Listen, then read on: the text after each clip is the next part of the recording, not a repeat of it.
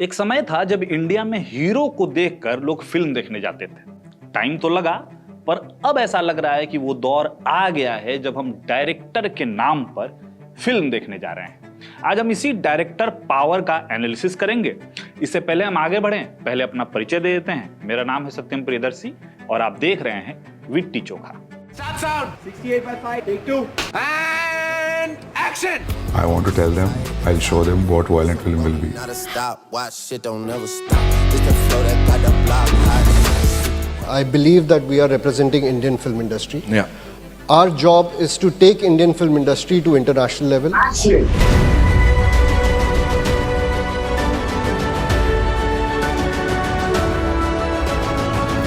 चलिए फिर सीधे पॉइंट पर आते हैं और सबसे पहले आदित्य धर का ही जिक्र करते हैं क्योंकि उनकी कहानी सबसे रिलेवेंट है इस वक्त। एक बंदा आता है, उरी द सर्जिकल स्ट्राइक जैसी फिल्म बनाता है, फिल्म बन जाती है ऑल टाइम ब्लॉकबस्टर। लोग सोचते हैं तुक्का होगा। फिर वो प्रोड्यूस करता है आर्टिकल 370, वो भी सुपरहिट। साबित हो गया कि ये किस्मत नहीं, प्योर विजन है। आदित्य धर की फिल्में सिर्फ एंटरटेन नहीं करती, वो रोंगटे खड़े कर देती है। देशभक्ति और हॉलीवुड लेवल के एक्शन का ऐसा ब्लेंड इंडिया में पहले कभी नहीं दिखा था। उनकी फिल्में सिर्फ बड़े स्टार्स पर नहीं चलती, उनके विजन पर चलती है।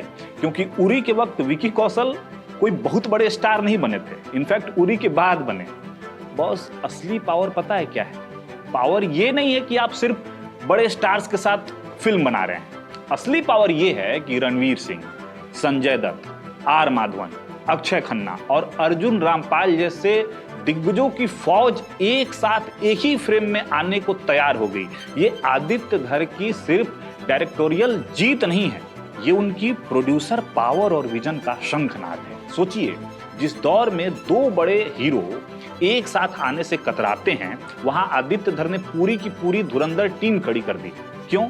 क्योंकि इन स्टार्स को भी पता है कि आदित्य धर सिर्फ फिल्म नहीं बनाते, वो इम्पैक्ट क्रिएट करते हैं। उरी में उन्होंने विक्की कौशल को नेशनल अवार्ड तक पहुंचा दिया। तो अब इन धुरंधरों को भी भरोसा हो गया था कि आदित्य के विजन में उनका रोल कल्ट होने वाला है। और देखिए, धुरंधर ना सिर्फ इंडिया की पहली और फिलहाल तो इकलौती फ्रेंचाइजी बन गई है जिसका दोनों पार्ट 1000 करोड़ से ऊपर की कमाई कर ली है, बल्कि उन एक्टर्स को भी अब पहचान मिलने लगी जिन्हें लोग अंडररेटेड के खेमे में डालते थे। इस मामले में ठीक इसी तरह का कुछ मैजिक गैंग्स ऑफ वसेपुर के वक्त हुआ था, उसमें कश्यप का मैजिक। लेकिन आदित्य धर हो या अनुराग कश्यप, अब ये लोग अकेले नहीं हैं। और यही अच्छी बात है कि इंडिया में अब ऐसे कई डायरेक्टर्स हैं जिनके नाम पर फिल्में चल रही है। ऐसा नहीं है कि हमारे यहाँ महान डायरेक्टर्स नहीं हुए। एक वक्त था जब सत्यजीत रे, ऋषिकेश मुखर्जी और यश चोपड़ा का नाम हुआ करता था, और भी डायरेक्टर्स थे। लेकिन बीच में कुछ दशकों से हीरो वर्शिप इतना हावी हो गई कि डायरेक्टर सिर्फ वो इंसान बनकर रह गया जो एक्शन और कट बोलता है। पर अब गेम पूरी तरह पलट गया है। आज प्रोड्यूसर भी किसी सुपरस्टार को साइन करने से पहले एक विजनरी डायरेक्टर को पहले साइन करना चाहता है। आदित्य धर और संदीप रेड्डी वांगा जैसे नामों पर लोग करोड़ों रुपए दांव पर लगाने को तैयार हैं। और अगर जो आप ये सोचते हैं कि ये डायरेक्टर सिर्फ इसलिए हिट हैं क्योंकि इनके पास बड़े स्टार्स हैं, तब तो आपको एक बार फिर से और सोचने की जरूरत है। याद है एस.एस. राजामौली की पहली फिल्म स्टूडेंट नंबर 1? उस वक्त जूनियर एनटीआर उतने हिट नहीं थे जितने कि आज हैं, पर वो फिल्म जबरदस्त हिट थी। दूसरी बात, बाहुबली तो बहुत बाद में आई, उससे पहले मक्खी। उस वक्त नानी कोई पैन इंडिया स्टार नहीं थे, असल में तो फिल्म का हीरो एक मक्खी था। लेकिन राजामौली के विजन ने उसे ब्लॉकबस्टर बना दिया। इनफैक्ट प्रभास भी पैन इंडिया स्टार बाहुबली के बाद ही बने हैं। तो राजामौली की जब भी हम बात करते हैं तो उनके फिल्म और उनके विजन की बात होती है। एक्टर्स की तो ब्रांड वैल्यू उनके फिल्म के बाद और बढ़ ही जाती है। दूसरा उदाहरण संदीप रेड्डी वांगा की आप ले लीजिए। अर्जुन रेड्डी से विजय देवरकोंडा उस वक्त कोई बहुत बड़ा स्टार नहीं थे, लेकिन उस फिल्म ने उन्हें रातों रात सुपरस्टार बना दिया। अब तो वांगा खुद एक ब्रांड बन चुके हैं। नितेश तिवारी की दंगल, माना कि आमिर खान के बिना भी इतनी बड़ी ब्लॉकबस्टर नहीं बनती, लेकिन नितेश के इमोशन और स्टोरी टेलिंग ने उसे ग्लोबल फिनोमिना बना दिया। ठीक इसी तरह राजकुमार हिरानी के साथ भी है। उनकी आप कोई फिल्म देख लीजिए, चाहे वो लगे रहो मुन्ना भाई हो या फिर 3 इडियट्स, पीके या संजू, ये सिर्फ स्टार्स की वजह से हिट नहीं है। इसके बाद लोकेश कनगराज को आप ले लीजिए, एक छोटी सी फिल्म कैथी बनाई और आज उनका कनगराज सिनेमैटिक यूनिवर्स यानी कि LCU इंडिया का सबसे बड़ा ब्रांड बन गया है। आज हमारे पास हर जॉनर के लिए एक मास्टरमाइंड है। इंडिया के डायरेक्टर्स ने अपनी अपनी टेरिटरी बांट ली है। जरा लिस्ट सुनिए, आप रिलेट करेंगे। पॉलिटिकल और रॉ सिनेमा, अगर आपको मिट्टी से जुड़ी, सिस्टम से लड़ती और रोंगटे खड़े कर देने वाली फिल्में चाहिए तो आपके पास है वेत्रीमारन, प्रकाश झा और अनुभव सिन्हा। ये सिर्फ फिल्में नहीं, सोशल डॉक्यूमेंट्स होती हैं। मास एंटरटेनमेंट और मास एक्शन की बात कर लेते हैं। अगर सिनेमा घर को स्टेडियम बनाना हो, स्वैग से खेलना हो, तो एटली भाई साहब और लोकेश कनगराज को आप बुला लीजिए। इनकी फिल्में मतलब सीटी और पैसों की बारिश। कॉमेडी की बात कर लेते हैं तो प्रियदर्शन और रोहित शेट्टी हैं। हिस्टोरिकल और माइथोलॉजिकल के साथ साथ अगर हम उस लेवल की सिनेमैटिक स्केल की बात करें तो बाहुबली और RRR आज प्राइम एग्जाम्पल बन गए। यानी इस जॉनर में SS राजामौली का कोई मुकाबला ही नहीं। तो इंडिया की फिल्मों को पैन वर्ल्ड ये लोग लेकर गए हैं। और अगर हिस्ट्री को आर्ट, म्यूजिक और खूबसूरती के साथ परोसना हो तो संजय लीला भंसाली का नाम काफी है।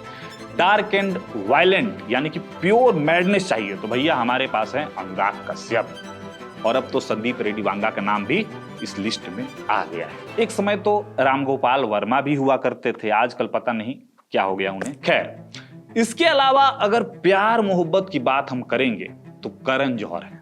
भाई ठीक है, आजकल उनकी प्रोड्यूस की हुई फिल्में नहीं चल रही है, लेकिन एक बात आप जान लीजिए, करण ने आज तक जितनी भी फिल्में डायरेक्ट की है एक भी फ्लॉप नहीं है। उसके अलावा अपने पास इम्तियाज अली हैं। प्रेम को जिस पोएटिक वे में वो पर्दे पर उतारते हैं, क्या ही कहने। मतलब जिस तरह हॉलीवुड के पास Nolan, Russo brothers, Cameron, Tarantino हैं, तो हमारे पास ये सारे दिग्गज हैं जिनका अभी हमने जिक्र किया। ये कोई कंपैरिजन नहीं है, बस हम ये बता रहे हैं कि अब हमारे पास भी ऐसे डायरेक्टर्स हैं जिनके नाम से फिल्में चलती हैं। एक अच्छी बात यह भी है कि अब ये डायरेक्टर्स सिर्फ सैलरी पर काम करने वाले एम्प्लॉय नहीं हैं, ये अब प्रॉफिट शेयर लेते हैं, तगड़ी फीस चार्ज करते हैं और अपनी खुद की प्रोडक्शन कंपनी चलाते हैं।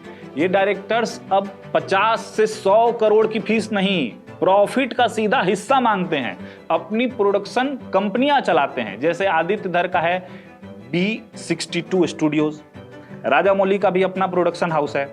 इनका विजन क्लियर है, इसलिए दूसरे प्रोड्यूसर्स अब उन पर आंख बंद करके करोड़ों दाव पर लगा रहे हैं, क्योंकि उन्हें पता है रिटर्न ऑन इन्वेस्टमेंट सॉलिड मिलेगा।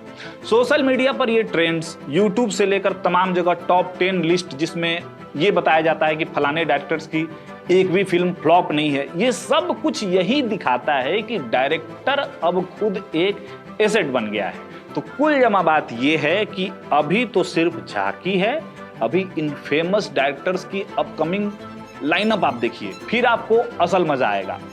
इन फिल्मों का इंतजार इसलिए नहीं है कि इनमें स्टार्स कौन है, बल्कि इसलिए है कि इन्हें बना कौन रहा है। रामायणम, नितेश तिवारी, इंडियन सिनेमा की सबसे बड़ी फिल्म, लेकिन सबकी नजरें नितेश के विजन पर है। Love and war, Sanjay Leela Bhansali, Ranbir, Alia और विक्की कौशल, भंसाली साहब का वो grand canvas, spirit, Sandeep Reddy Vanga, animal के बाद अब वांगा और प्रभास का कॉम्बिनेशन, मतलब सोचकर ही बॉक्स ऑफिस कांप रहा है। SS राजामौली की वाराणसी महेश बाबू के साथ, और आदित्य धर की फिल्म धुरंधर 2 तो अभी धमाल मचाई रही है। मतलब साफ है कि इंडियन सिनेमा अब सही मायने में मैच्योर हो रहा है। लोग अब डायरेक्टर के नाम पर फिल्म देखने जाते हैं। ऐसे में अब आप हमें कमेंट्स में बताइए कि आपका मौजूदा फेवरेट डायरेक्टर कौन है, और वो कौन सा डायरेक्टर है जिसके नाम की अनाउंसमेंट होते ही आप कहते हैं कि भाई ये फिल्म तो मैं थिएटर में ही देखूंगा, चाहे हीरो कोई भी हो। कमेंट सेक्शन में भिड़ जाइए। और अगर ये एनालिसिस पसंद आया हो और आदित्य धर के भौकाल पर आप भी प्राउड फील कर रहे हैं तो वीडियो को लाइक कीजिए, शेयर कीजिए और हमारे चैनल विट्टी चोखा को सब्सक्राइब कर लीजिएगा। मिलते हैं किसी और एनालिसिस में अगले वीडियो में। धन्यवाद।